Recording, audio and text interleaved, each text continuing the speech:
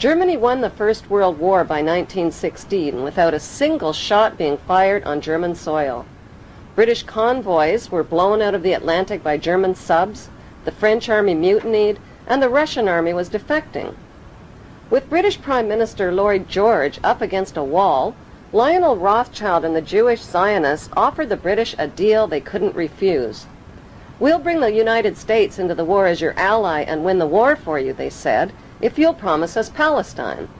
In April of 1917, President Wilson got the green light and declared war on Germany. Because of overwhelming opposition to the war, Wilson invoked the draft and passed the Espionage Act, forcing Americans to fight or be thrown in jail. Billions of U.S. taxpayers' money was delivered to the British war machine, money that was never repaid. In return, the British government wrote the famous Balfour Declaration and addressed it to none other than Lord Lionel Rothschild. The declaration promised Palestine and Israel to the Rothschild Zionists. In 1817, Lord Allenby conquered the Holy Land, and the Jews were promised a national home in Palestine by the Earl of Balfour, a policy endorsed by Woodrow Wilson and by the League of Nations, which made Palestine a British mandate.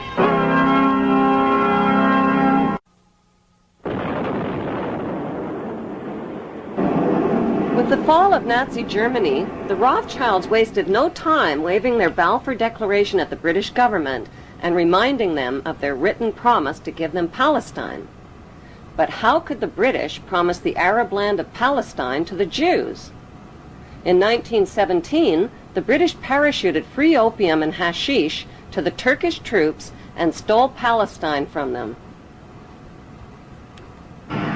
One ingenious stratagem was to parachute hashish and opium to the Turkish troops to try to keep their mind off the fighting.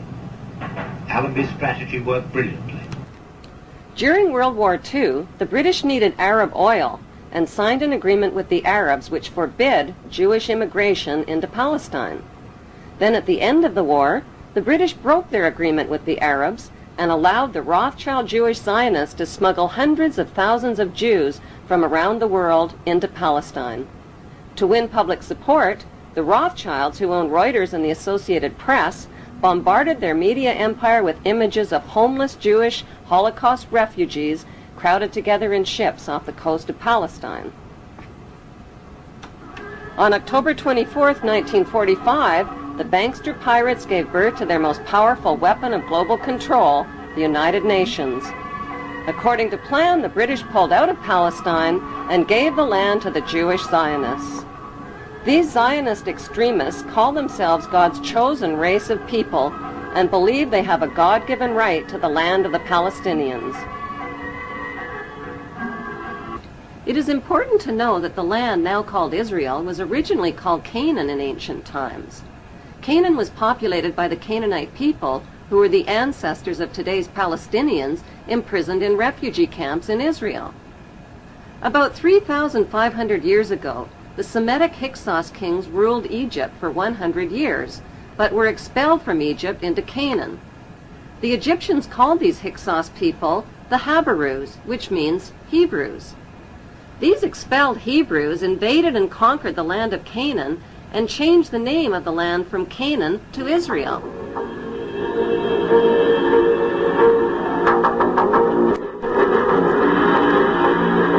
In 135 AD, the name was once again changed to Palestine after the Romans conquered the land.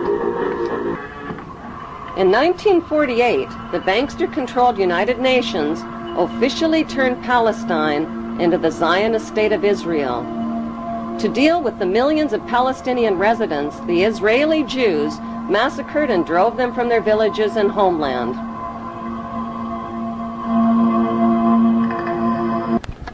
The Jews herded the Palestinians into two separated regions called the West Bank and the Gaza Strip. The Rothschilds soon began financing Jewish Holocaust refugees to build illegal Jewish settlements on Palestinian land. These illegal Jewish settlements set the stage for Israel's Prime Minister Ariel Sharon's reign of terror against Palestinians who dared to defend what was left of their stolen homeland. Like Saddam Hussein, Sharon violated dozens of UN resolutions by using hundreds of tanks and American-supplied gunships and planes in an unrelenting campaign of bombing, murdering, bulldozing, starving, and terrorizing the Palestinians off of what remained of their land. In violation of international law, Israel also secretly developed over 100 nuclear weapons of mass destruction capable of vaporizing the entire Middle East. Defenseless against Israel's U.S.-backed military and media campaign, the Palestinian Muslims fought back with sticks and stones and suicide as their only means of defense against the wholesale theft of their ancient homeland.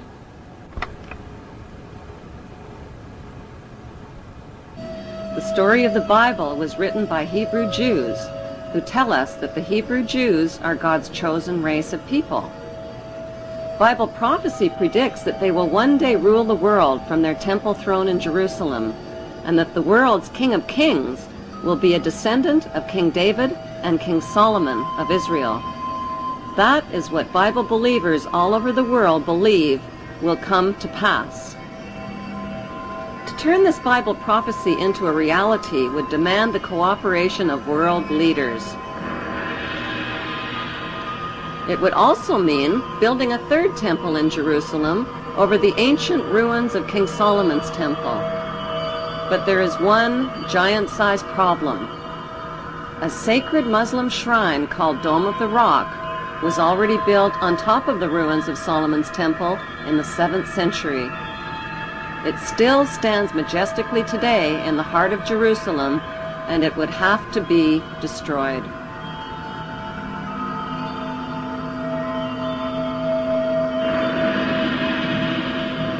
Since Israel is surrounded by not-so-friendly Muslim nations, and with millions of Muslim Palestinians living in Israel's West Bank and Gaza Strip, this Bible prophecy is impossible to fulfill.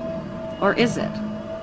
Like a screenplay for a movie, the Bible story was written by Hebrew Jews. But who is the director and the producer?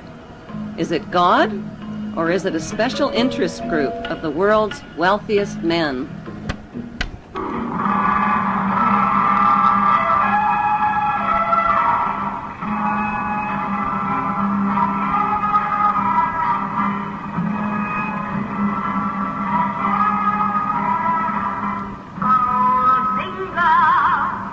The Rothschilds, whose front companies had helped finance Hitler and the Jewish slave labor camps, had turned Jewish Holocaust victims into victimizers. Imprisoned inside barbed wire refugee camps, the Palestinians began to resemble the victims of Nazi concentration camps. According to author Simon Schama, the Rothschilds own 80% of the land of Israel. Even the flag of Israel flies the hexagram symbol from the Rothschild family's red shield. The hexagram has 6 points, 6 triangles, and 6 sides on the central hexagram. The numbers 666 are associated with the biblical prophecies that predict an apocalyptic Third World War. The Rothschilds bought Reuters in the 1800s. Reuters then bought the Associated Press, which selects and delivers the same news stories to the entire world, day after day. They have controlling interest in 3 major television networks and easily avoid media attention since they own it. Until recently, they owned and operated England's Royal Mint and continue to be the gold agent for the Bank of England, which they also direct. They control the LBMA, London Bullion Market Association, where 30 to 42 million ounces of gold worth over $11 billion are traded daily. The Rothschilds earn millions weekly just on transaction fees alone. They also fix the world price of gold on a daily basis and profit from its ups and downs. Over the centuries, the Rothschilds have amassed trillions of dollars worth of gold bullion in their subterranean vaults and have cornered the world's gold supply. They own controlling interest in the world's largest oil company, Royal Dutch Shell.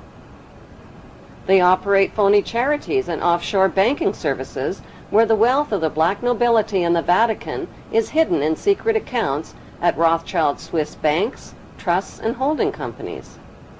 Although Evelyn Rothschild looks like a harmless gray-haired old man, make no mistake about it, Rothschild and his ancestors have handpicked presidents, crashed stock markets, bankrupted nations, orchestrated wars, and sponsored the mass murder and impoverishment of millions. The wealth hoarded by this one family alone could feed, clothe, and shelter every human being on earth.